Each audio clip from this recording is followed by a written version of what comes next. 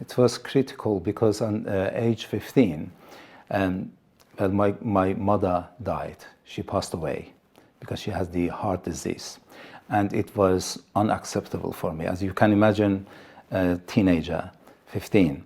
So I lost my mother, and then sadness came to my life. So because I was very alone, I didn't have any brother, no sister. So gradually, I was thinking that why I'm that much alone. One day, I just decided to go to a sport place. And I was walking, and suddenly a very nice and stylish American car stopped in front of me, and two beautiful ladies, they came out. And suddenly they said that in my mother tongue language, which I'm Assyrian, they said, "Hello, Miltan." And they called my name as well. And I was very surprised. I stopped and I said, "Hi." And one of them actually, she said that, "Do you know us?" I said, "No, I don't know you." And immediately, without anything, I don't know, it was very strange. Suddenly she said that, "Well, I'm your auntie, and this lady is your mother." And I said, "What? But my mother, she just passed away." And she said, no, she was your grandmother. This woman is your real mother." And that was the time that I couldn't believe that what I'm hearing about. And then I turned back and I just ran away, and they were calling me to stop me, to talk about me. "Miltan, stop. I went to home and I was very, very upset. I was crying. I was waiting. I was waiting for my father to come back from his work. And once he came, he saw the situation, and he saw that I'm very, very upset. And he said, "What happened?" Then, well, I explained what happened. And he sat there and he said, "Okay, Miltan, sit.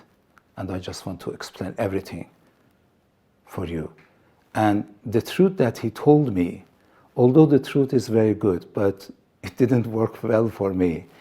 And in a moment, what happened? In a moment, well, my mom changed to grandmother. And he himself, my father, changed to grandfather. And I had, well, in my imagination that he was my older brother, he changed and turned to my father. And the worst thing, now a strange woman, she turned to my mother. So you can imagine that how I was upset, and that was the point, that I just wanted to run away from the truth. So immediately, because we were an ethnic group, Assyrian, Armenian, we have always alcohol there, and I start to drink and I start to smoke till 17. And unfortunately, from 17, I got heavily addicted to heroin. From since 15, I start smoke cigarette, yeah? And immediately, because I like music, I'm thinking that once you feel alone, you go to music, or you just want to do something. And well, I was just thinking that the music can help me. And so I tried to practice drums. So I was drummist, and still I am drummist, but I don't play that much today. So for that reason, other musicians, they told me that if you smoke grass, weed, this kind of thing, so you can, of course, concentrate for what you are playing. Well, I don't know if it was true or not, but sometimes it did work for me. Then from very, simple, very slowly, from not heavy drugs, yeah, light drugs, gradually on 17, I found myself that I'm using heroin. Why heroin? Because you want more, stronger. And there was no stronger than heroin in that time that I was in Iran. So that is why, well, heroin is a really heavy addicted drug. So I've been addicted. And once I addicted to heroin, I do believe, I'm not just condemning all other addicted people, but I do believe once you are in Iran and you are addicted to heroin, if you want or if you don't want, you are a part of gang. You have to go and do illegal things. to get the money back. So because I didn't have any money, and strange thing is that grandfather, supposed to be my father, he died, he passed away. And because I didn't have any place, so I thought that I have to go to my father, because he came back to this city, Urmia, where I was actually there. Then, well, immediately they realized that I am in heavy addicted. So I was stealing and things. And then he threw me out of his house. That was the worst that I went and I slept on the streets. Because of my situation, I had very long hair and, with the beard at that time, because maybe the people said, oh, what was wrong with the long hair? It was wrong because the revelation starts, and they didn't like that. And I had very dirty clothes on me because I was sleeping on the street. So we were waiting for, evening time. So it was the winter, and with the group of the gang, I was supposed to go in. And I was just opposite of that shop, and I was waiting for the time, because in Iran, once they want to close the shops, they just bring down a bit. That means that's finished. That was the time that I was supposed to go in, and other they come and whatever that we wanted to do to get the money or other stuff. And I was just concentrating, on that shop. Suddenly, I saw a very young man. His name Martin, Eddie. That we call him Eddie. He was my brother-in-law. Actually, no, sorry, brother, step-brother. Yeah, step-brother. So, and he indicated his little indicator finger to me, because he knew me. As I told you that I was in my father's house for a period of time. So, but I didn't see him that much. Then he said that, Miltan, Jesus can save you and heal you. As he said this, you see, I was the man, or every addicted man has got many advice from people. Don't do this, don't. But he was saying something strange, that Jesus can save you and heal you. And immediately, because it was very interesting, immediately I asked him, so what I have to do? Then he said that you have to come to our church. He was excited as well, because he thought that, the communication stuff. And I said, okay, where's your church? And he said that Brother Edward's church. And that was the, I tell you, disgusting. Because you know why? I got the hope, but I lost the hope, because I was very against that brother. And the reason, because he was speaking Farsi in our churches. So that I thought, okay, let's see. And he asked me for promise, and then I said, okay, I will give you promise. And I was a man of promise, even in that situation. And he said, you have to come. I said, okay, I will try to do my best, and I will come. I decided to go there without anything. That I heard that they gather on Friday. And that was the Good Friday. I didn't know that. Easter was coming, and I went there. And well, it is a long story. I just tell you in very brief. I went down because it was in the basement. So I went there, and I found that all these people, they are young, mixing with Assyrian and Armenian, and that was very strange. And kneeling down, and they were praying. And Reverend Edward, he was knelt down next to the table, Holy Communion, and he was actually close. All of them, they were closed, their eyes, and actually he was closed, and they were just, somebody was playing guitar, and that was the point. And I hear the guitar in the church, and attract me. Then I went and I sat on there was a tiny hall, and once I sat, and I just wanted to know what they are going to do, because they were telling us that lots of things happening in their church. Suddenly they shivering, suddenly they shouting. And I said, they can't do this in the churches, as a traditional church, And then suddenly I realized from the corner of my left and right eyes, I realized that there are two nice and fat ladies back. And I thought, oh, thank God. So this is the day that he's thinking about me, and my daily bread is there. So I just scratched my hand, and I just tried to open, and I opened actually, and once I just wanted to get anything from there, that was another main thing, that here in my left ear, I heard a loud, loud sound and a voice that it tells me in my mother tongue, Assyrian, Miltan lakha la. That's mean, Miltan, don't do this here. And you can imagine that, well, I was quite sure that nobody was behind me, because I just wanted to sit. I checked everything. So I froze like that. I couldn't do anything, and I scared a lot. And I thought that, oh, I am in the church. And well, slowly, I bring my hand back, and I just, pay attention to what they do. And suddenly they turn the light off because they were candles are on. And that was the time that, I woke up from that. And I just wanted to go out. And Brother Edward, well, they realized that I am there. So he came to me and I said, oh, all these bad things that I did to him, now is the time they are going to beat me, to death.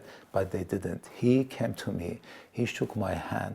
He said, welcome, Mr. Miltan. You see, that Mr. Miltan, it was something, Everybody was saying, oi, this kind of things. And then he hugged me. The hug that I received from him, I never received from my father till then. And I saw my Eddie, my stepbrother, he was crying because later I found that he was so excited because he told church, prayed for me for 1 year, and now they said that I myself step in. And then he was very excited.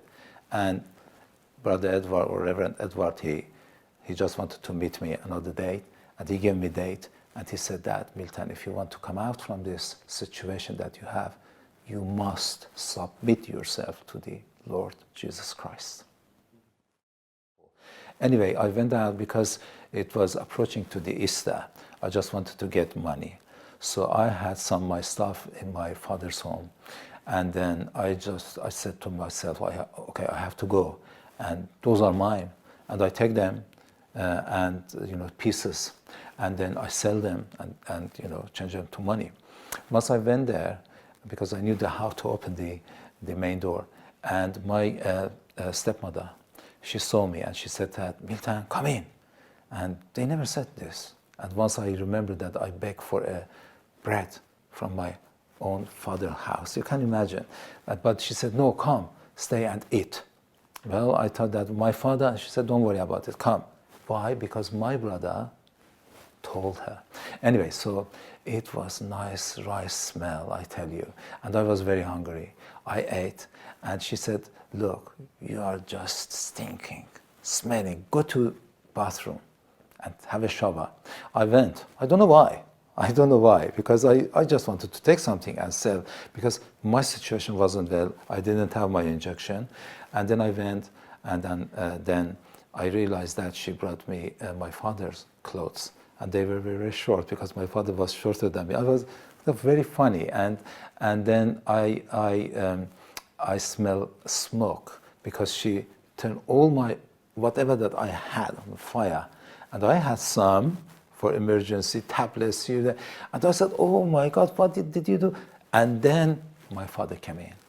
And well, once I was showering, he actually came and she told him that, look, Miltan is here, be kind of, with him.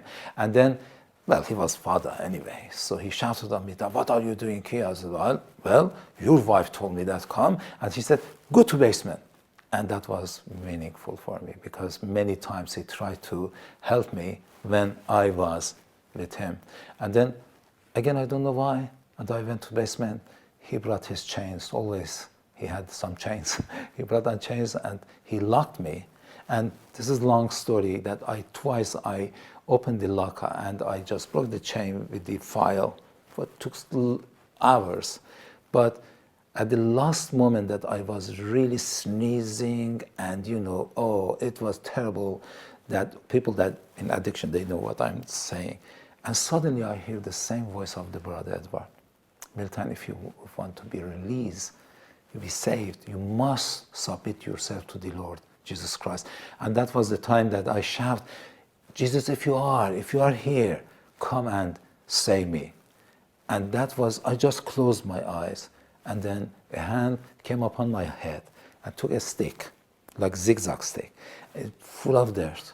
That was what I was saying, and took from my head out and just throw it away. And then I opened my eyes. I said, oh, no, it can't be true. But suddenly, it was very strange, like a heat start from my feet, come up, and that is, all my hand, they were shivering like that, stopped, sneezing, stopped, everything stopped, and I felt very healthy. And that is why I started shouting that I've been healed, and they came down, and lots of things happened. But at the meantime, that was the first time that I could say to this gentleman who was my brother and now my father, I called him Dad. I said, Dad, I'm going to forgive you. And he was crying. I myself cried, and we hugged each other. And then, I don't know for what reason, I said to Jesus, because you healed me, because you saved me. I didn't know salvation, anything about it, but later I understand. I said, I'm going to serve you. And from that moment, that was the moment, till now, I promised him, because I told you that I am the man of promise, my word, I'm just serving him. You know, at that moment, I didn't know what I'm doing, but later I just went to Tehran and saw my mother, that strange woman that I didn't have any feeling about, you know, because, well, from age 3, I didn't see her. But I told her as well that, look, I'm forgiving you. It's okay, you are my mother, and I am honoring you. So in that moment, everything changed. So I decided to do whatever that I just can do for my Lord Jesus Christ. And he changed my life, he changed my way, he changed my thoughts. And he gave me, to be honest, honor in this small city like Urmia. Everybody was amazing that, what is Miltan doing? He's supposed to die. And the good thing was, I was walking with the Reverend Edward on the streets. And I was hating, let me tell you, I was hating Armenian, and then I now have ministry in country of Armenia, and I was hating that somebody speak Farsi in Assyrian church. Now I myself, I'm pastor of 2 Iranian church, Farsi speakers, and thank God for that, and thank God for that I can serve thousands Farsi speakers, Iranian, Afghans, or whoever that speaks Farsi, via SAT-7 PARS, or pre-recorded shows or live shows as well. So all things come from my salvation and my healing from Jesus Christ. Then all the glory belongs to him.